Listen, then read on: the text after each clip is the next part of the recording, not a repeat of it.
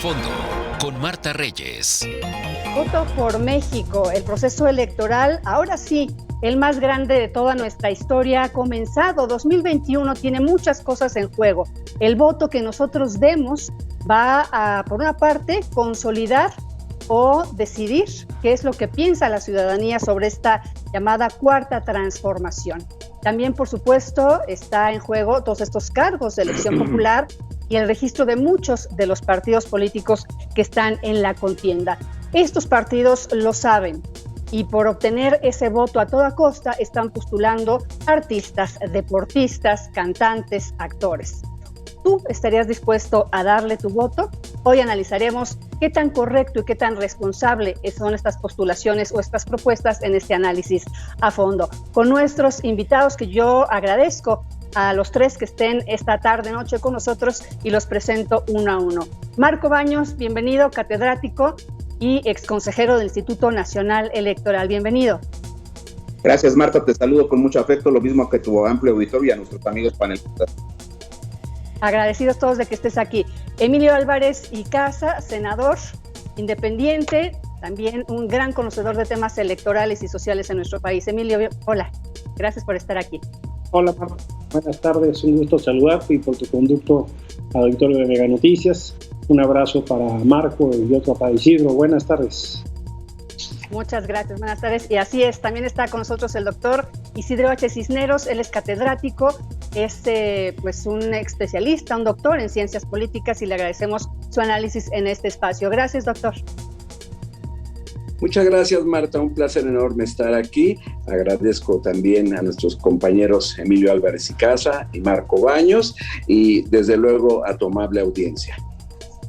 Y a esa amable audiencia yo le pido que participe con nosotros. Les recuerdo que estamos a través de redes sociales, completamente en vivo, a través de Facebook Live de Mega Noticias. Ahí pueden poner sus comentarios, ustedes qué tan dispuestos están de votar por este tipo de candidatos, qué es lo que piensan, qué ven en ellos o qué problema pudieran ver en estas votaciones. Oigan, aquí yo quiero comenzar con una pregunta pues muy simple. A ver, Marco Baños, ¿estás de acuerdo en estas candidaturas o en este tipo de candidaturas o de propuestas? ¿Estás de acuerdo? Yo empiezo por plantear que la postulación de los candidatos está sujeta a un conjunto amplio de normas, que es un derecho de los partidos conforme a los métodos internos seleccionar a los candidatos, y que todos como ciudadanos constitucionalmente, estando en la condición de los requisitos establecidos en la Constitución y en las leyes, podemos ser candidatos. Yo te diría que la condición en sí misma de ser una persona destacada en los medios de comunicación, en el espectáculo, en los deportes, por sí misma no anula la posibilidad de ser candidato. Aquí el punto central es, primero, revisar algunas cuestiones. ¿Por qué ha llamado tanto la atención en México en este momento, donde vamos a renovar 20,792 responsabilidades públicas en todo el país, incluidas las 15 gubernaturas, etcétera? ¿Por qué ha llamado tanto la atención que se hable de luchadores, de deportistas, de cantantes, de comunicadores de noticias importantes que podrían ser candidatos? Bueno, porque si bien es cierto, no es algo nuevo ni en México ni en muchos países del mundo, han ocurrido en muchísimos lugares. Aquí nosotros hemos tenido a Silvia Pinal, en otro momento a Julio Alemán, y así, por citar algunas figuras rápidamente. El detalle es que ahora, si tú revisas, pues ya los cuentas por varias decenas. Son una cantidad inusitada de personalidades que están consideradas para eso. Tienes un escenario en el cual habrá 10 partidos políticos nacionales, más de 50 partidos de carácter local que podrán participar, y entonces, particularmente los partidos políticos nuevos, sin que excluyamos la posibilidad de que los partidos llamados tradicionales van a postular también a estas figuras, los partidos políticos de reciente registro están en la búsqueda de mantener los votos. Necesitan votos para alcanzar el 3%, que es el umbral que les exige la legislación. Son votos, yo diría, relativamente seguros o fáciles para los partidos que han tenido poco tiempo para definir estructuras territoriales y para armar estrategias de carácter político. Al final de cuentas, cuando tú estés en la boleta, entonces será el ciudadano el que determine cuál es la mejor opción para ocupar esa responsabilidad de un diputado o de un alcalde o de un gobernador o de un diputado federal. Y creo que solo para empezar la discusión, pues valdría la pena, por ejemplo, ver los videos que algunos de estos personajes han colocado ya en redes sociales. Tú revisa el de Paquita, que quiere ser candidata en el estado de Veracruz por el partido Movimiento Ciudadano, o revisa el de Rommel. En el caso concreto de Rommel Pacheco, que lo pones ahí en este momento, hay un detalle importante. A mí me gustó mucho el video de Rommel porque lo noto como estudiando lo que significa una responsabilidad de carácter público y particularmente cuáles serían las propuestas que él podría presentar en el caso de que lo postulen. Mientras que, por ejemplo, Paquita, pues siendo muy popular, solamente te dice que no sabe a qué se refiere la responsabilidad, pero que tendrá gente que lo va a apoyar. Entonces, sí, vamos, esos son los elementos que creo que de entrada podremos tener para evaluar esta situación.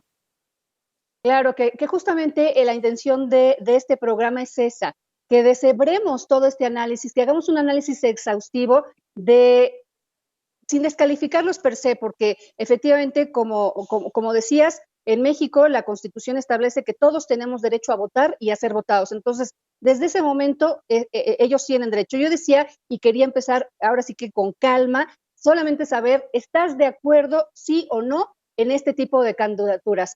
Un sí o un no quisiera yo de cada uno de ustedes. Marco Baños, otra vez, bueno, ¿sí o no de acuerdo en este tipo de candidaturas? Yo estoy de acuerdo en general, digamos, como premisa que puedan ser postulados como candidatos, pero si los colocan en el ámbito de mis lugares donde yo votaré para diputado federal, para los diputados locales o para los alcaldes, pues entonces yo ya decidiré, de acuerdo al mosaico de las opciones que tenga en la boleta, a quién le doy el apoyo. Buscando siempre el mejor perfil para el desahogo de esa responsabilidad. Pero en mi opinión, el simple hecho de que ellos estén en este segmento de personajes no los anula para ser candidatos. Muy bien. Doctor Isidro Cisneros, ¿está de acuerdo, doctor, en este tipo de candidatos, sí o no? Sí, porque yo creo que no le podemos constreñir al ciudadano su derecho a participar, es decir, a votar y ser votado. Sin embargo, es muy importante tener presente que México vive una profunda crisis de representatividad. Entonces, habría que construir el contexto que estamos viviendo para entender la importancia, primero, que tiene participar en este proceso electoral del 6 de junio y, en segundo lugar, pues lo que está en juego, ¿verdad? Pero yo creo que en principio no se le puede impedir a nadie participar. Sin embargo, si lo que queremos es construir una democracia de calidad e impulsar una representación política que sea verdaderamente una expresión de la voluntad general, como se dice en la teoría política, pues tendríamos que diseccionar de mejor manera este problema, Marta. Claro, que yo estoy segura que lo haremos a lo largo del tiempo de este análisis hoy en A Fondo con ustedes tres. Grandes voces del tema electoral en nuestro país. Emilio Álvarez y Casa, ¿estás de acuerdo en este tipo de candidaturas? La misma pregunta también para ti, senador. Sí, con reservas, Marta. Digamos, desde el punto de vista del cumplimiento de un derecho no hay discusión, como tú decías. Tenemos derecho a votar y a ser votados. La pregunta que está detrás es ¿por qué hay candidaturas de este tipo? Déjame decirte por qué se dice en los medios, por qué hay candidaturas presentables, por qué los partidos apelan a figuras de esta naturaleza, luchadores o artistas o gente pues del mundo de la farándula, que pareciera que en su ámbito son muy exitosos, pero que no tenemos mucha evidencia y en aquella cosa que llamamos cosa pública tengan muchos elementos. Y entonces sí nos preguntamos ¿qué tipo de representantes queremos? ¿Con quiénes nos sentimos nosotros representados? Y eso creo que es la discusión que tendremos que estar haciendo. ¿Quién nos representa? Claro. Y te aseguro que mucha gente va a decir, Paquita del Barrio sí me representa.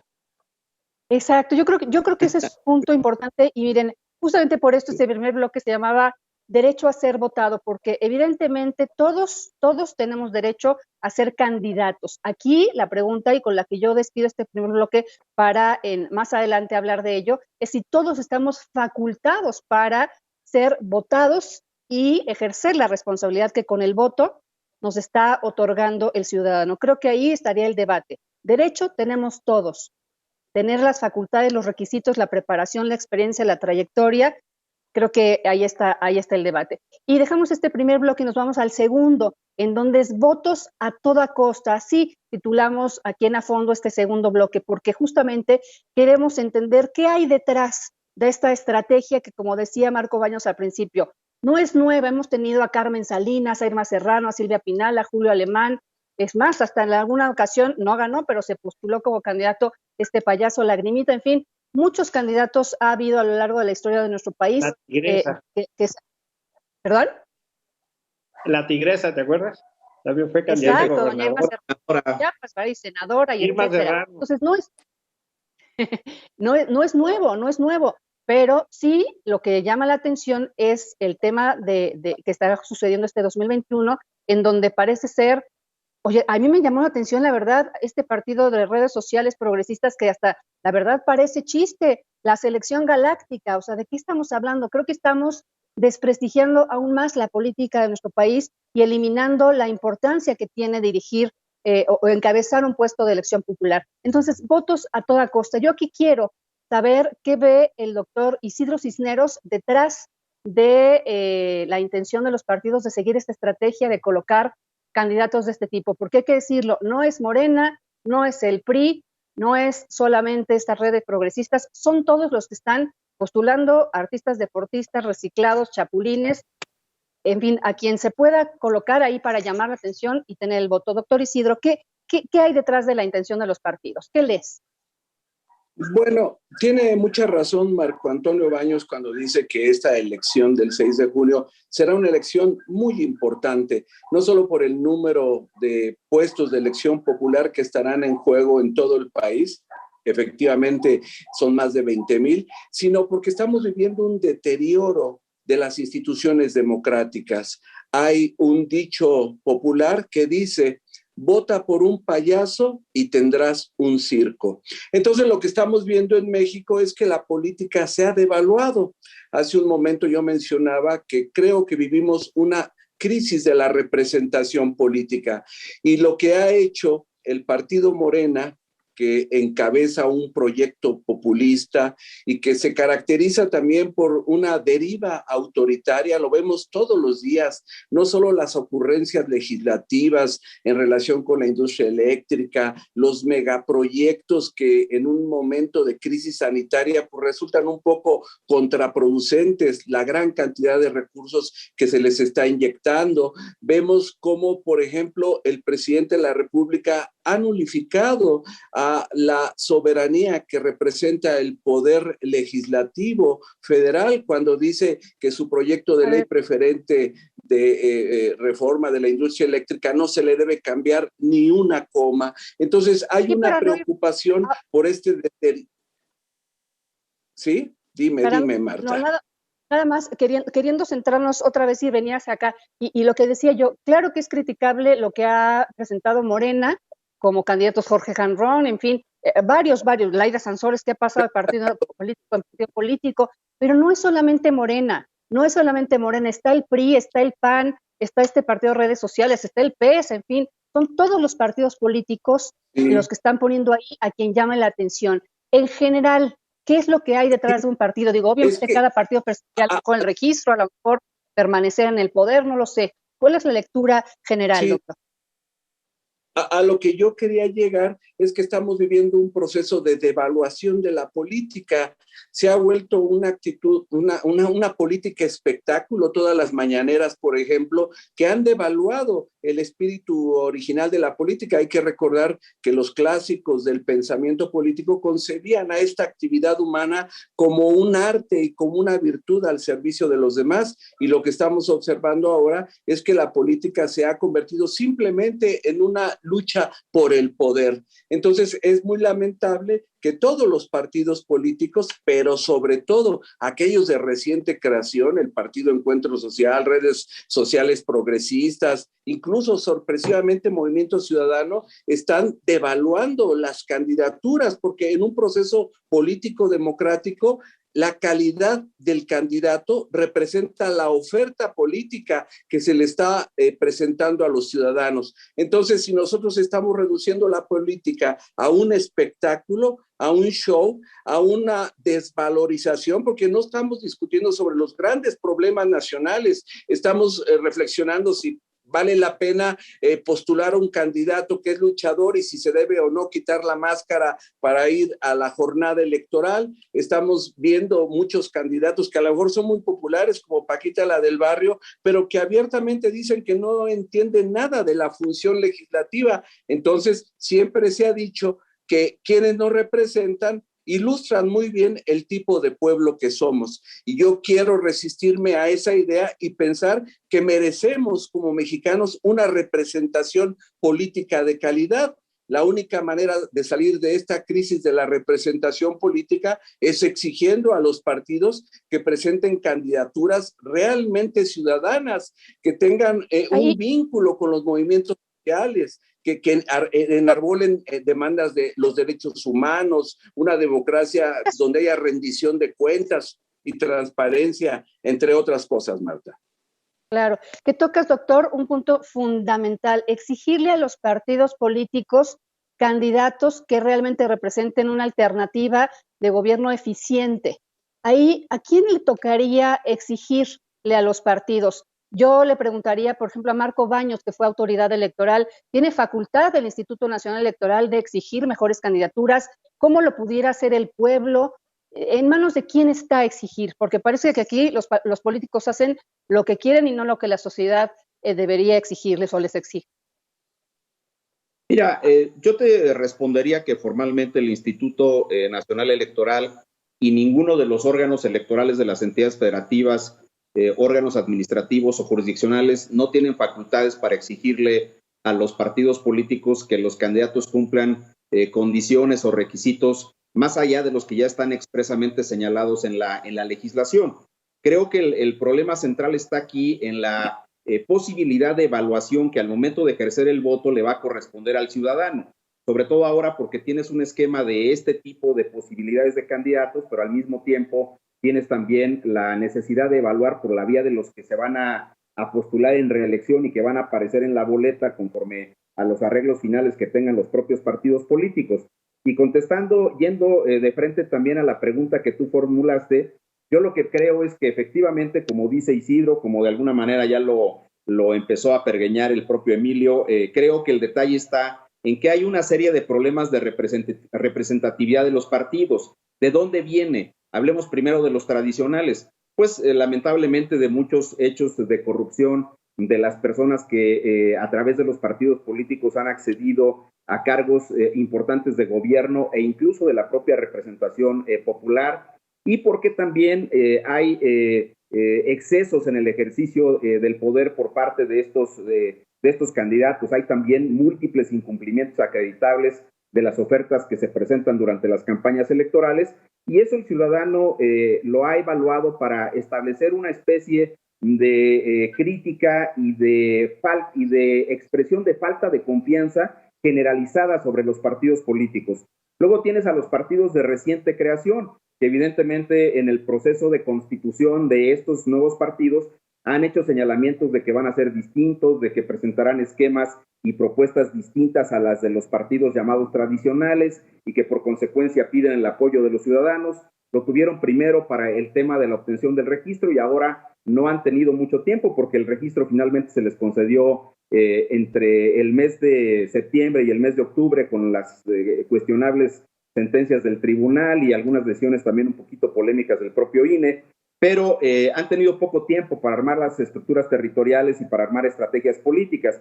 Y entonces acuden lo mismo los tradicionales, pero en mayor medida algunos de los nuevos. Redes Sociales Progresistas es el partido que mayor número de personas del espectáculo y del deporte están invitando para formar parte. Yo creo que eso les va a generar también problemas internos, porque los propios militantes que participaron en el proceso de constitución y de registro, yo te aseguro que no estarán muy contentos de no ser postulados a ciertas responsabilidades públicas. Y por otro lado, porque al final de cuentas, ellos saben y tienen las mediciones exactas, tanto los tradicionales, el PRI, el PAN, etcétera, como redes sociales, como Fuerza por México, como el propio Partido Encuentro Solidario ahora, de que muchos de los candidatos de estos gremios del espectáculo y de los deportes no van a lograr cristalizar en la obtención de triunfos que les abonen a ellos espacios de poder en las cámaras o en los ayuntamientos o en las gubernaturas, pero sí son muchos votos que van a abonar al 3%. Son votos seguros y votos fáciles, porque como decía Emilio, yo ahí coincido, por supuesto que en el momento que Paquita empieza a recorrer el lugar donde esté el ámbito geográfico para el cargo que esté buscando en ese momento, pues la gente se va a desbordar a votar, como pasó con Cuauhtémoc Blanco en el caso de Morelos, que incluso antes de la coalición con Morena tenía un 68% de intención de voto en todo el estado de Morelos. Eso es una encuesta que es previa a la formación de esa coalición.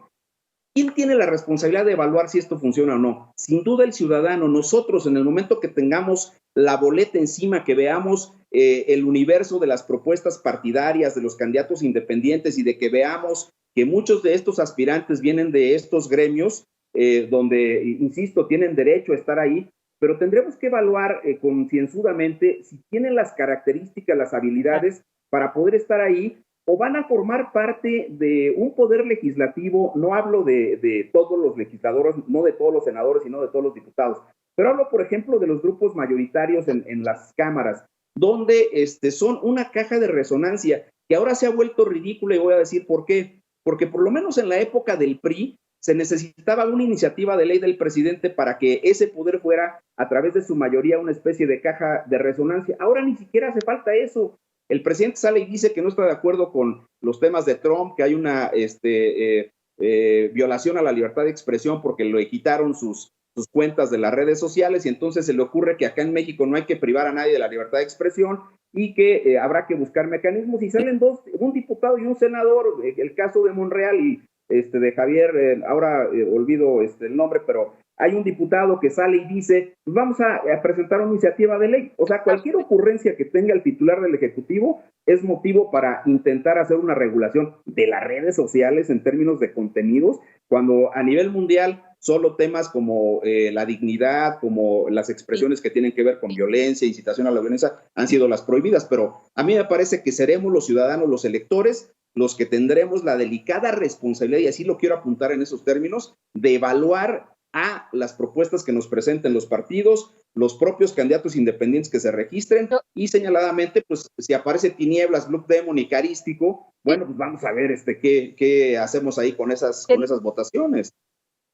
Así que el ciudadano vote sabiendo lo que hay detrás. Pero aquí yo le voy a observar a Emilio Álvarez y Casa algo que la gente ha comentado en muchas ocasiones. ¿Por qué no votar por este tipo de alternativas cuando la política nos tiene desencantados y nos tiene tan decepcionados? ¿Qué le diría Emilio Álvarez y Casa a esas personas que dicen, yo ya la política, la verdad, estoy decepcionado, y por quien tenga que votar, que no sea un político, voy a votar? ¿Qué les diría? Justo lo que tenemos que preguntarnos es ¿para qué queremos la política? Porque si pensamos que las decisiones colectivas se toman ahí, si pensamos que ahí se decide el presupuesto, cuáles son las prioridades del gasto, si va a haber dinero para salud, si va a haber dinero para becas, si va a haber dinero, por ejemplo, para apoyar empresas ahora que están en crisis o generar empleos de trabajo. La pregunta entonces es ¿quién toma esas decisiones? Y cuando vienen las consecuencias de las decisiones, entonces parece ser que la política se vuelve una cosa importante. ¿Por qué está tan desprestigiada la política? Está desprestigiada esencialmente porque viene de una herencia y una inercia de una serie de privilegios de una clase política, como si hubiera dos mundos, Marta. Un mundo donde está una clase política con privilegios o que viene con una serie de beneficios por el cargo, de picaportes, de trámites rápidos, de buenas comidas, de buenos coches, de acceso a sus hijos a buenas escuelas. Y la de la gente, en lo cotidiano, que tiene que trabajar mucho, que no le alcanza el seguro, que no hay medicinas, que no hay... Bueno, entonces hay una distancia muy grande entre la gente y la clase política o los políticos. Y eso esencialmente genera una enorme desconfianza. La aproximación hacia la política es entendida como cosa buena. La aproximación, perdóname, es una cosa mala. La política es así como algo que no nos gusta, es como algo sucio, es como, híjoles. Y los políticos esencialmente es una gente que no necesariamente goza de la confianza de la gente. Habrá, por supuesto, casos en lo individual y la gente podrá creer y podrá, por supuesto, decir, hombre, qué buena persona. Pero en general, hombre, hasta en los grupos, en las escuelas, en las clases, en los salones, te dicen, hombre, ese parece político. Y no te lo están diciendo como un halago, Marta. Entonces, el tema tiene que justo por eso, ¿no? A la hora que vienen las votaciones, hay una tensión, Marta, porque en las votaciones se ganan con votos. Punto. Claro. Es más, así como el partido se gana con goles, ¿no?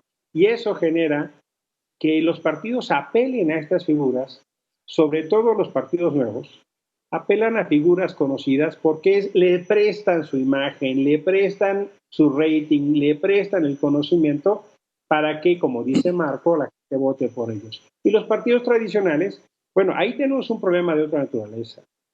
Porque mira... Aquí me voy a detener, Emilio, perdóname que te interrumpa, yo quiero detener este tema con... prestan su conocimiento, eso sí yo lo pondría en duda si estas personas, no generalizar, pero en su mayoría tienen conocimiento para ejercer el cargo que se les estaría concediendo con el voto. Tengo que hacer una pausita, va a ser breve, pero regresamos con lo que significa votar por esa gente, por qué el pueblo mexicano está votando o ha votado por este tipo de personalidades. Hacemos una pausa y regresamos a este análisis a fondo. ¿Usted estaría dispuesta a darle su voto a un artista, a un deportista, a un luchador? ¿Está de acuerdo? ¿Qué es lo que piensa? Espero su comentario en Facebook Live.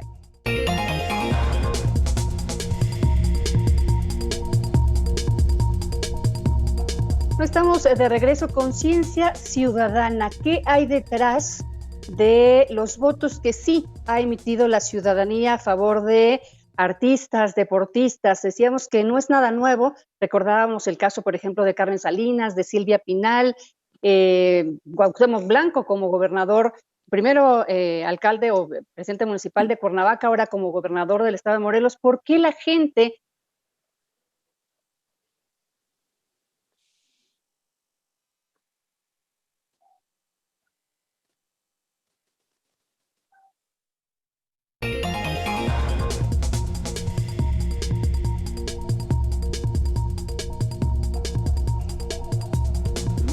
estamos viendo que ahora justo el tipo de candidatos que están presentándose en las redes sociales y el tema es ese, los partidos ganan con votos y la verdad de las cosas es que lo que los partidos están intentando es hacer uso del conocimiento público, de la fama pública, el conocimiento de la persona para poder llegar votos.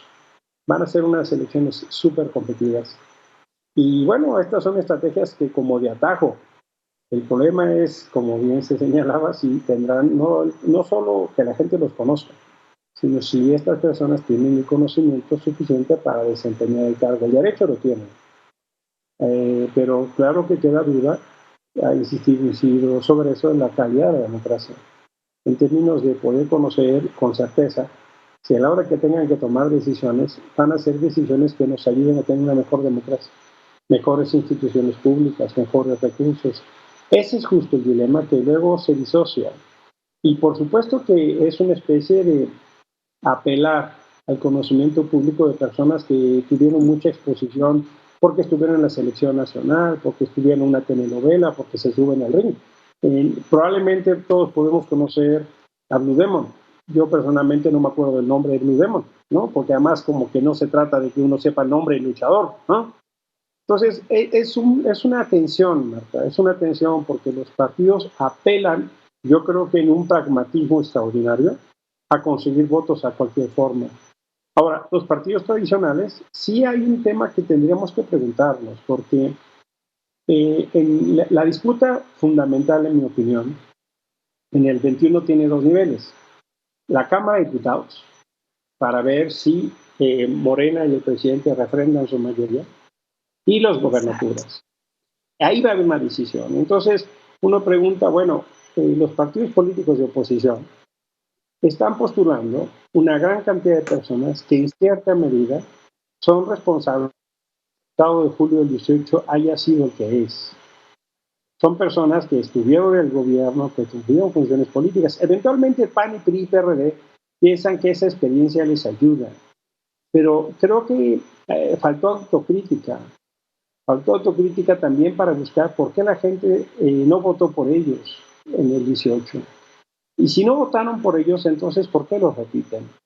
Todo este ejercicio que se hizo de abrir desde la sociedad civil pidiendo apertura, recuerdo el ejercicio de Va por México, el ejercicio de Por México, todas estas organizaciones civiles, sociales, liderazgos empresariales, la verdad es que encontraron muy pocos espacios y se apostaba a hacer otro tipo de liderazgos, otro tipo de procesos de representación, eventualmente para recuperar la confianza.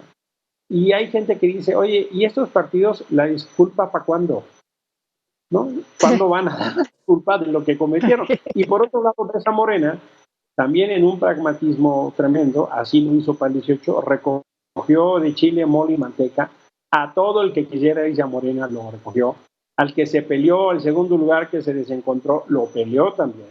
Entonces, de repente, Morena es un mosaico donde la palabra más común es el ex algo. Hay gente que ha estado en 5 partidos, hay gente que ha estado en 4. Es su derecho, sí. Pero a la verdad, al final de cuentas, acaba siendo tal revoluto que medio la gente vota por el partido sin fijarse en la gente.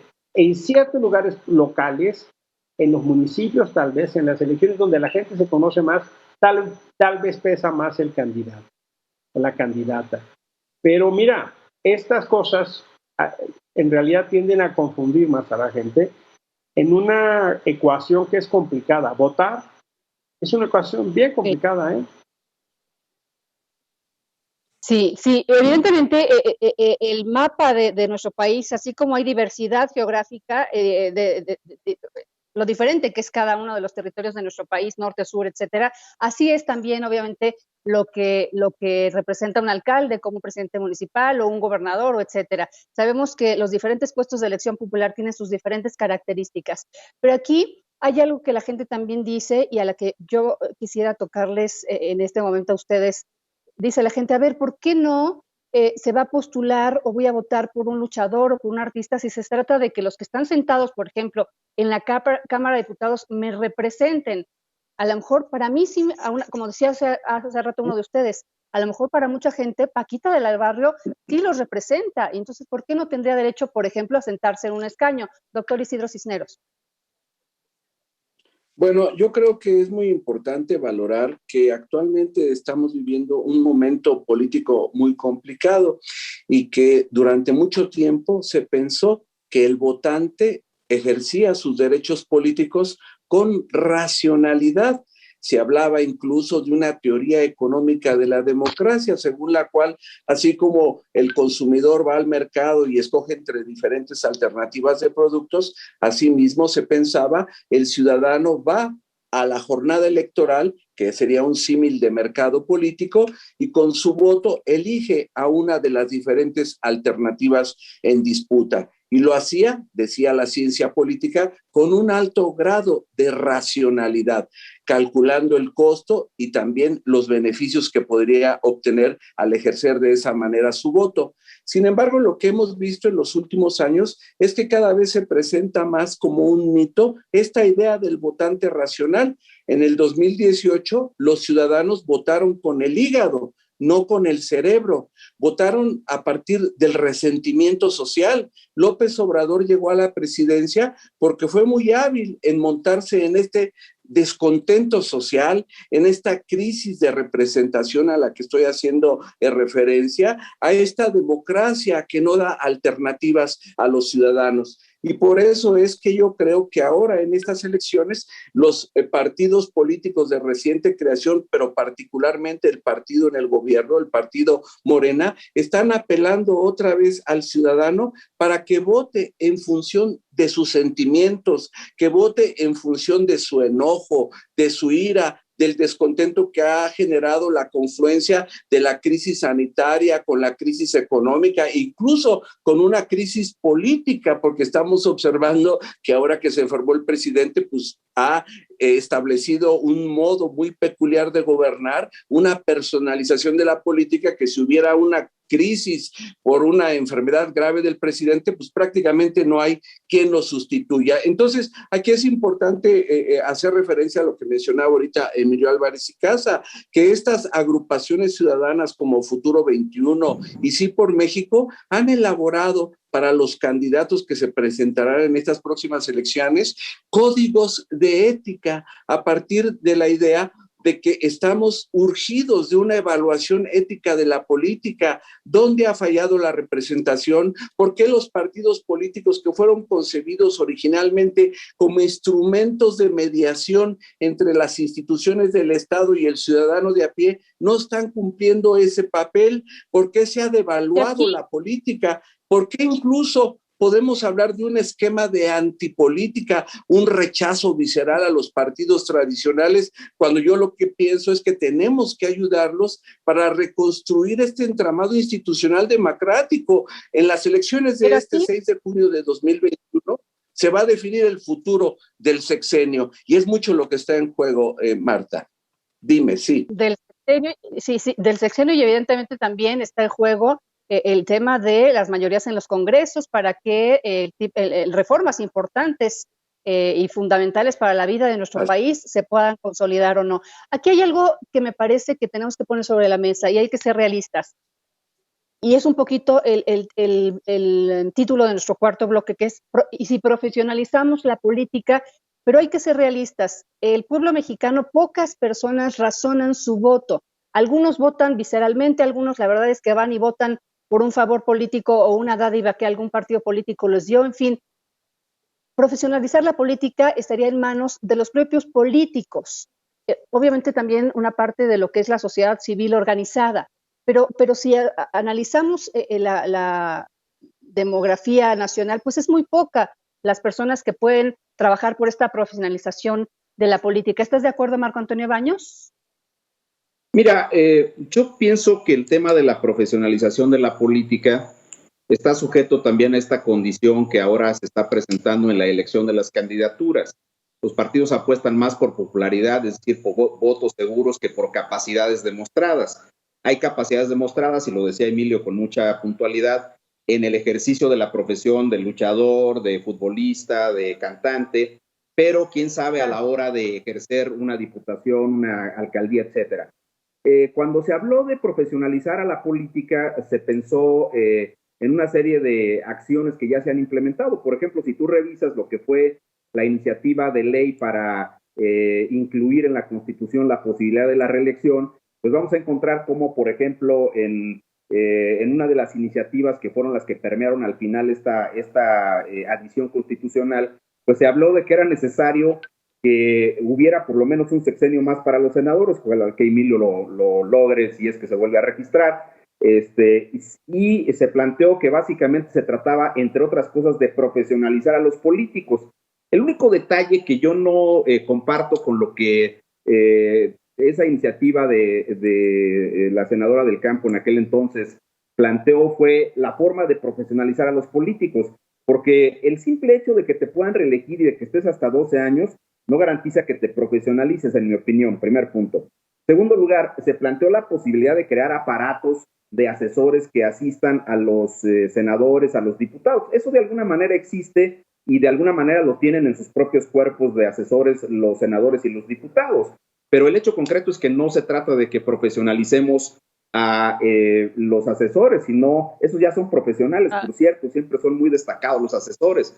Se trata de que profesionalicemos a los senadores y a los diputados y de que exista, yo puedo entender que la multiplicidad de los temas que discuten los los senadores y los diputados es tan grande que sería imposible profesionalizarlos en cada una de esas ramas. Pero si hay cosas que se necesitan, derecho parlamentario, por ejemplo, todos los protocolos que se requieren para poder formular y emitir una legislación, la necesidad de la construcción de los acuerdos, el diálogo, el debate, la argumentación jurídica, ese tipo de cuestiones a mí me parece que sí se deben de trabajar y no me queda muy claro cómo lo están haciendo en el contexto de los legisladores. Y yo pienso concretamente que en el ejercicio del Poder Ejecutivo, en este caso los únicos que pueden reelegirse son los alcaldes y los integrantes de los cabildos. Ocurre exactamente lo mismo. Solo hay un esquema que se intentó de profesionalización para la administración pública, bueno, para la federal lo supimos hasta los niveles de directores generales, pero en el caso concreto de Aguascalientes hubo algún intento de servicio civil de carrera para el personal, no para los directivos, no para el cabildo, pues, del Ayuntamiento de Aguascalientes, y luego después se intentó lo mismo con la administración del gobierno estatal. Pero ese es un tema pendiente. Yo creo que lo que nos falta concretamente a los electores, y es un tema que está directamente vinculado a la reelección, son elementos de una evaluación objetiva para saber si el senador, el diputado, el presidente municipal, el diputado local merecen la posibilidad de que reciban un refrendo por la vía de los votos en este proceso. Sí, es en el tema de reelección, ¿no? Aquí lo que también tocar, pues aquellos que están por primera vez. Aquí tenemos que hacer una pausa, pero yo me quedaría con una pregunta al aire para cuando regresemos. Si pudiéramos trabajar en elevar o en aumentar los requisitos de elegibilidad o de postulación de un candidato. Sabemos que en la Constitución están establecidos los requisitos para senador, para diputado, para alcalde, para gobernador, para presidente. Si se pudiera trabajar en exigir estudios mínimos para poder ocupar los diferentes cargos de elección popular. Hacemos una pausita y regresamos con esta pregunta, las respuestas que tengan nuestros analistas y conclusiones. Regresamos.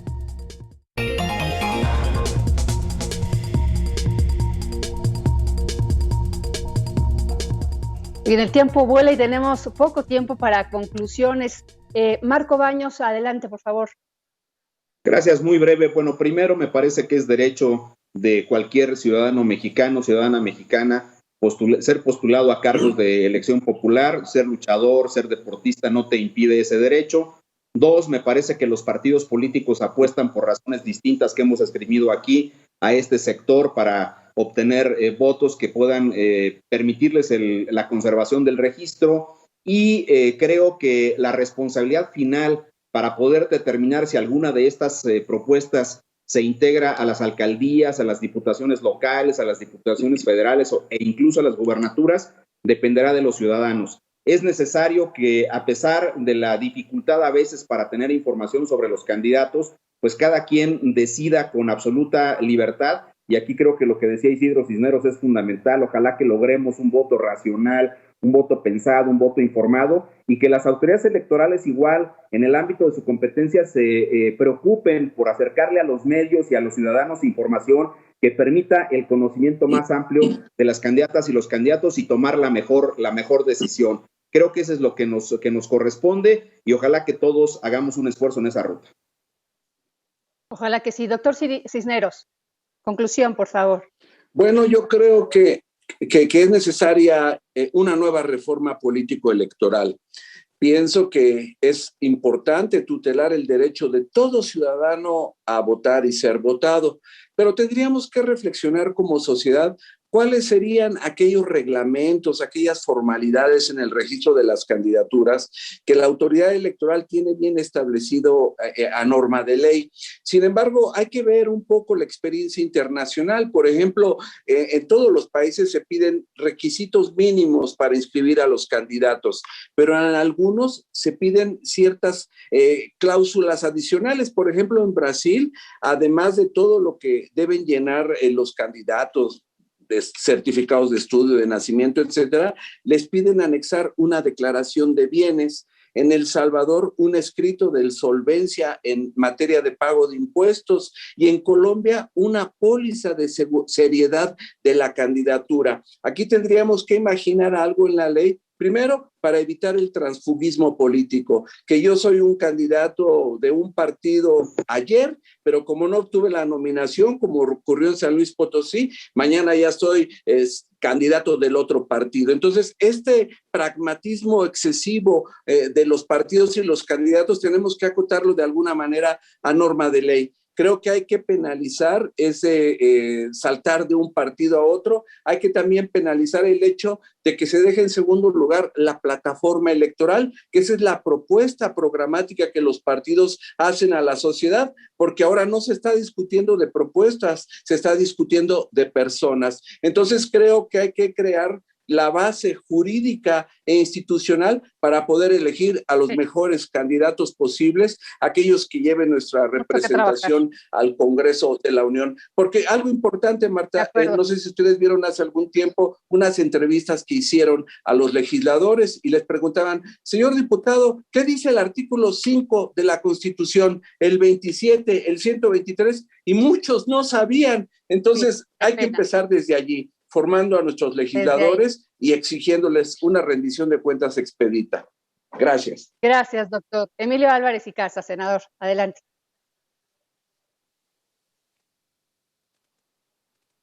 No, creo que yo no lo escucho, Emilio Álvarez y Casa. Parece que está muteado tu micrófono, senador. Ya. Ahí, adelante. Mira, Marta, la ecuación de la boleta es muy complicada. Involucra sentimientos, razones, colores, historias, expectativas, futuros. Y yo pienso, en apretada síntesis, para el 21, quienes no les gusta que una persona tenga todas las decisiones y quieren contrapesos, tendrán que votar oposición. Quienes no les gusta cómo se está desenvolviendo el país, tienen que votar oposición. Quienes quieren seguir refrendando buscarán apoyar al presidente. Pero creo yo que el 21, independientemente de los candidatos, es el derecho de la gente para decidir qué futuro toma el país. Yo soy de los que cree que se necesitan contrapesos. Yo soy de los que cree que tenemos que hacer un equilibrio en la Cámara de Diputados para que podamos tener decisiones más ponderadas para todas y todos. Y por eso le invito a la gente a que se informe de su voto, a que se oriente de su voto, pero sobre todo a que fortalezca la democracia votando por contrapesos en un tiempo donde sí queremos que México esté mejor, queremos que sea un país de futuro y no un país de pasado.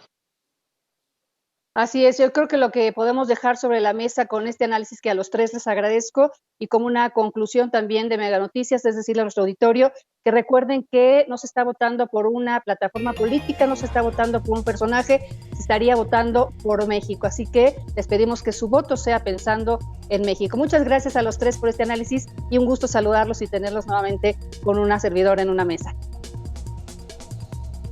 Gracias. Gracias a los tres. Muchas gracias. Gracias, muy buenas tardes. Gracias, hasta luego. Muchas gracias también a usted, nuestro auditor, por haber estado en este análisis a fondo. Yo saludo.